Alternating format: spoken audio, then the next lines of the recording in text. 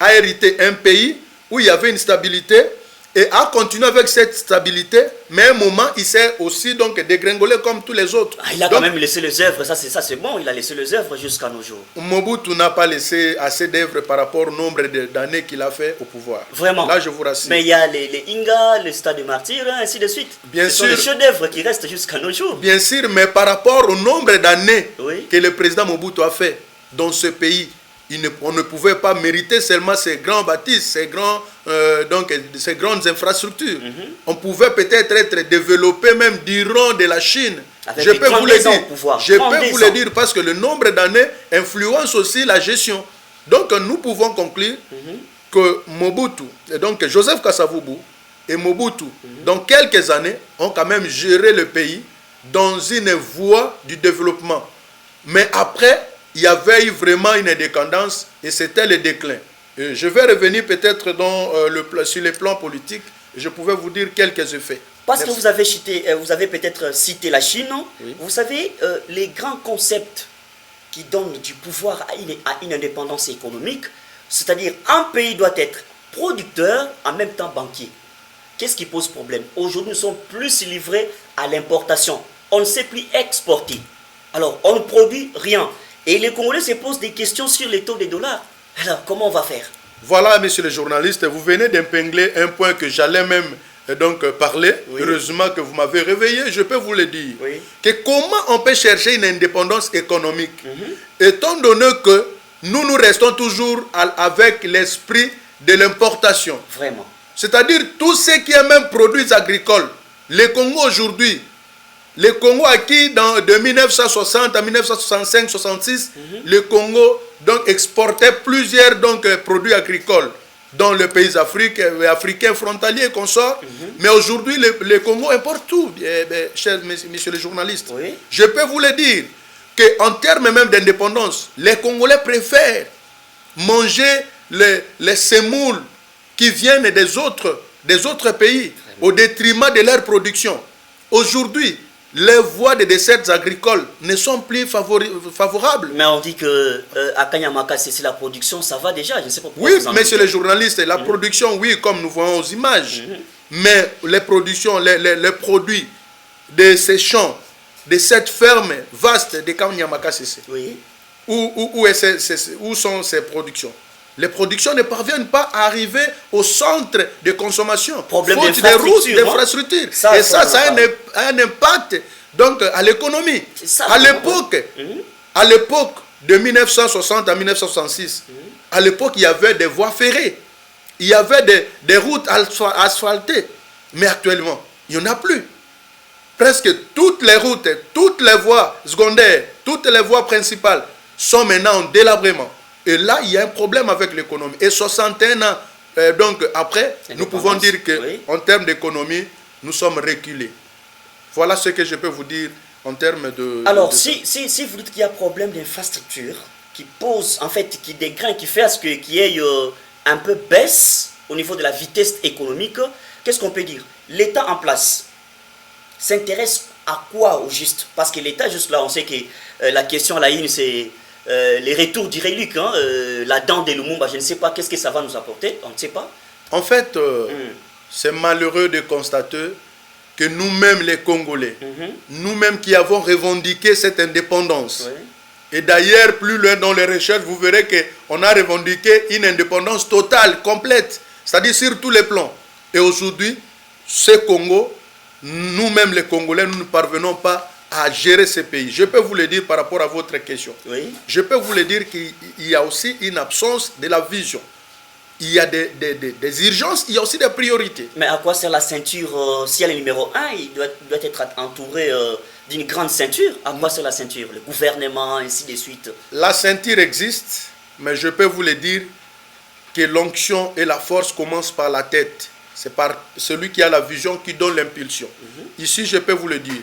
Qu'en commençant par les années, les 15 ou 20 dernières années du président Mobutu, arrivé par Mosé Laurent Désiré Kabila, Joseph Kabila, aujourd'hui notre actuel président Félix Antoine Tshisekedi Tshilombo, qui est maintenant à l'Est, qui est maintenant à l'Est, oui. À l'Est, je peux vous le dire qu'apparemment, comme si nous ne savons pas ce que nous recherchons. Pourquoi?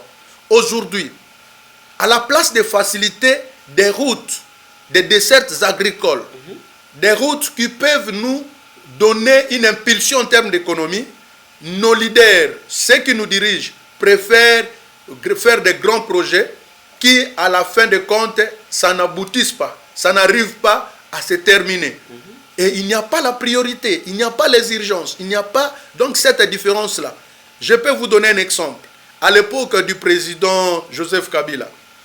Ah, vous les citez, c'est ça. Ok, on avance. Acceptez que je le cite parce que c'est une histoire du Congo. Ok, on avance. On a fait investir beaucoup de millions en construisant l'hôpital du cinquantenaire, ce n'est pas mauvais. Mais pour un nationaliste, pour quelqu'un qui aime le développement, on pouvait déverser cet argent peut-être pour l'arrangement ou l'asphaltage des routes des dessertes agricoles. Et on pouvait maintenant faciliter donc l'économie et maintenant le changement de produits agricoles pour que le pays puisse ressentir son économie et se stabiliser. Donc voilà un exemple que je vous ai donné par rapport aux priorités et les urgences. Parce que vous parlez, vous donnez en fait les profils des hommes d'État, avoir la vision, ainsi de suite. Mais est-ce que vous ne voyez pas qu'il y a quand même des avancées par rapport à la mentalité de l'être ou de l'homme congolais? Déjà, on voit l'IGF qui travaille, qui fait son travail aujourd'hui. En tout cas, mettre l'argent dans la poche, vous devez quand même avoir, je ne sais pas, au-delà des 2 yeux. Qu'en pensez-vous? Le changement des mentalités, est-ce que ça joue aussi un grand rôle dans la politique de l'être congolais? Voilà, parmi mes réflexions en termes de l'accession de notre pays à la souveraineté donc nationale et internationale, 61 ans après, je peux vous le confirmer, messieurs les journalistes, sans avoir crainte de personne, que les Congolais souffrent d'un problème de la mentalité. Vraiment. Mais je crois que, alors qu'il y a un service à la présidence mis en place. Je crois que le président Tshisekedi a eu un esprit d'impulser donc ces services, mais il manque maintenant la coordination de ces services. Vraiment. Je peux vous les donner un exemple. Comment, depuis 1960, à l'époque, les histoires nous renseignent qu'il y avait une culture du respect même de l'environnement. Il y avait une culture du respect même de l'espace de l'habitation. Il y avait une culture même de bonne vie et mœurs, mais actuellement il n'y en a pas. Vraiment. Donc on a reculé. Ça demande d'abord de travailler la mentalité du Congolais. Vraiment, la mentalité. Vraiment, ce qui fait défaut, avec ce que les gouverneurs Jean-Tini Ngobila lancé comme Kinbo Peto, mais jusque-là, les Congolais, est-ce qu'il faut appliquer la loi du colon, les fouets? Il faut du fouet, qu'est-ce qu'il faut changer nécessairement? En fait, le fouet peut changer et ne peut pas aussi trouver la solution à un problème. Pourquoi?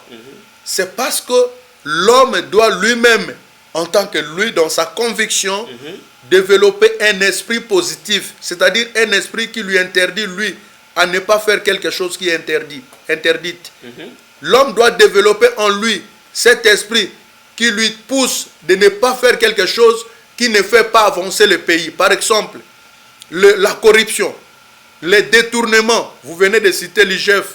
Nous saluons en quelque sorte son travail, parce qu'aujourd'hui, ceux qui croyaient être intouchables sont maintenant sont en train d'être touchés. Avec espoir qu'elle ne sera jamais corrompue, l'IGF. Avec espoir. Hein? Bon, en fait, c'est ce que nous sommes en train d'avoir crainte, mais nous souhaitons que l'Éternel puisse l'accompagner pour qu'il ne puisse pas être donc touché en ce sens-là. Mais je peux vous le dire que l'esprit du Congolais n'est pas encore changé. C'est pourquoi ça demande un changement de mentalité.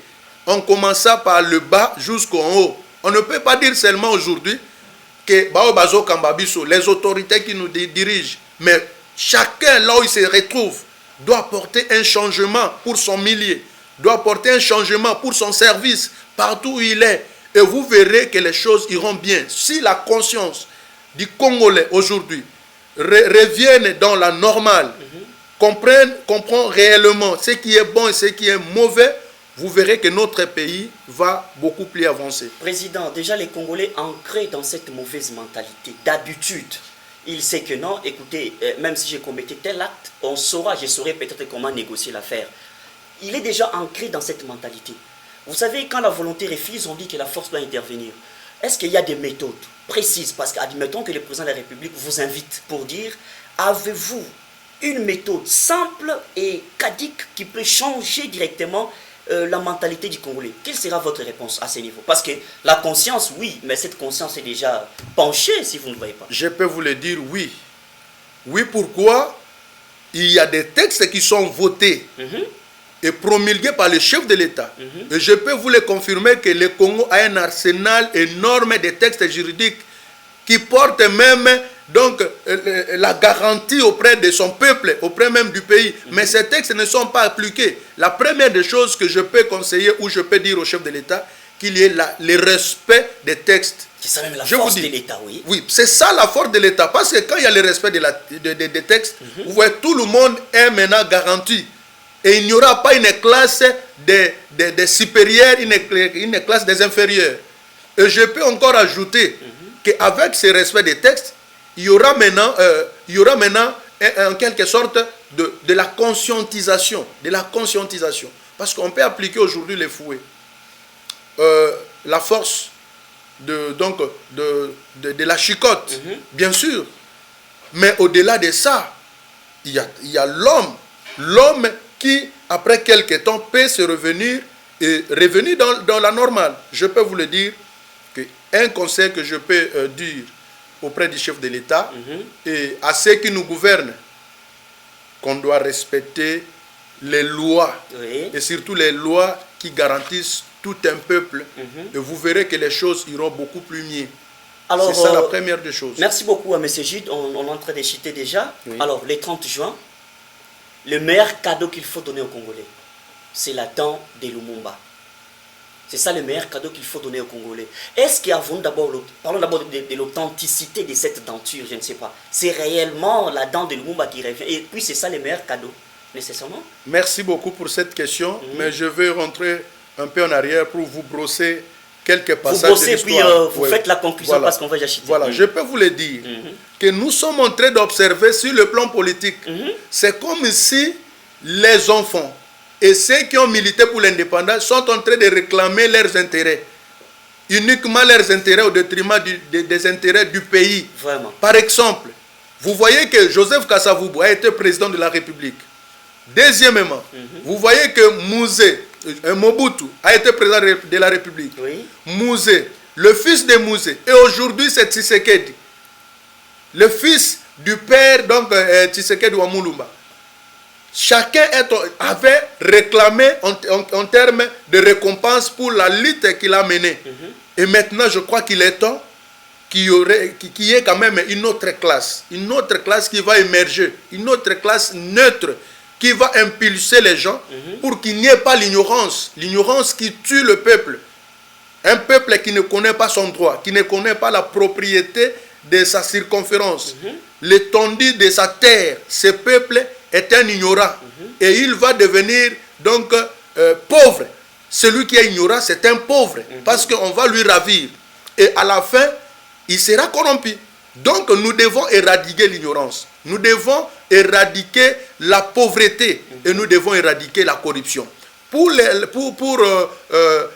que nous appelons le reliquat de notre héros national, que nous saluons sa bravoure, moi, à mon humble avis, qu'en termes d'historique, il est beaucoup plus important que nous puissions réclamer son reliquat. Mais ce n'est pas son reliquat seul, mais le reliquat de tous ceux qui étaient avec lui. Il y a l'Impolo, il y a les Okite au consort. Ah, ça synthétise l'honneur de tout le monde. Oui, pour que ça serve d'histoire. Oui. Mais on doit savoir exactement est-ce que c'est le reliquat du corps du Patrice Emery Lumumba ou quelque chose qu'on a fabriqué. Et enfin, on doit savoir est-ce que c'est priorité ou c'est une urgence. Quand cette question moi, je pense, bon, j'ai suivi qu'en principe, on devait amener compte tenu des situations de Covid et tout ça. C'est au mois de janvier que son reliquat va venir. C'est ça l'unique raison pour nous. Et moi, je crois que, est-ce que c'est une urgence pour nous ou c'est une priorité? Ce n'est pas une urgence, je peux vous le dire. C'est une priorité, mais ce n'est pas une urgence parce que ça demande l'organisation des manifestations, ça demande le déplacement des gens et ça va coûter des millions de Congolais alors que nous pouvons militer pour qu'il y ait la réduction du trait de vue de la population, donc des institutions, pardon, pour que celles-ci soient en retombée donc, de la population. Alors, M. Jude Kankan Solumbu, merci beaucoup, nous sommes arrivés presque à la fin de notre émission. Mais j'aimerais qu'en termes d'explication, vous pouvez un peu donner aux Congolais quelle est la parole d'espoir. Parce que les Congolais est arrivé au bout. Jusqu'à ce qu'ils ne savent plus à quel moment soustraire même un point positif. La vie déjà, je ne sais pas à quelle échelle. Les denrées alimentaires, on nous propose, on dit que la semaine ici, peut-être si tout va bien, il y aura baisse des prix. Mais on ne sait pas. Il y a tout de l'incertitude chaque jour de la vie du Congolais. En fait, un message d'espoir. Et vous faites la conclusion. Ce que je peux donner et ce que je peux donc inciter auprès du peuple congolais, de la population congolaise, est qu'on ne doit pas perdre l'espoir parce que d'abord un Dieu existe dans ce pays. Nous avons vu donc les maladies, nous avons vu les guerres et consorts, mais nous existons. En fait, mais à l'Est là-bas, ça pose problème. Hein? À l'Est, bientôt, cette situation, c'est une machination, c'est un conglomérat de gens qui sont donc des Congolais eux-mêmes aussi, qui s'arrangent pour s'enrichir, mais je crois que Dieu va toujours faire éclater sa lumière. Les Congolais ne doivent pas perdre l'espoir. Nous avons l'espoir devant nous, mais nous devons enlever la peur. Nous devons bannir l'ignorance, nous devons nous lever comme un seul homme. Avoir l'amour du pays, connaître ce que nous voulons et surtout doter le pays avec les personnes ou les personnalités qui sont crédibles, qui ont l'amour de ce pays, comme a dit le fait Dr Etienne Tshisekedi dans un meeting. Il dit le Congolais doit avoir l'amour envers son frère, l'amour envers son pays. Vous verrez que les choses vont aller beaucoup plus mieux. C'est d'ailleurs ce que nous, dans notre concept de la fondation, nous sommes en train de prôner, qu'il y ait l'amour du prochain. Quand on aime son prochain, je crois qu'on peut l'assister à tout moment qu'il a besoin et ça doit être mutuel. Je pense là, vous allez brosser peut-être en termes de messages, hein, vous aurez quelques minutes. Je rappelle à nos fidèles téléspectateurs que nous avons reçu sur ces plateaux M. J. Nkaka Isolomo. Vous avez senti la pertinence de la matière. Sachez en tout cas votre histoire. C'est ça l'histoire. Et nous sommes obligés aujourd'hui d'écrire seuls notre histoire. Je rappelle, vous êtes ingénieur en maintenance et chercheur en environnement et puis président de la fondation Junki Amour du Prochain. Avez-vous un message à la fondation? Parce que demain déjà, c'est une grande fête, je ne sais pas. Voilà, en fait, merci beaucoup de m'avoir invité dans ce plateau. Merci. Que je salue le professionnalisme de toute l'équipe. Merci.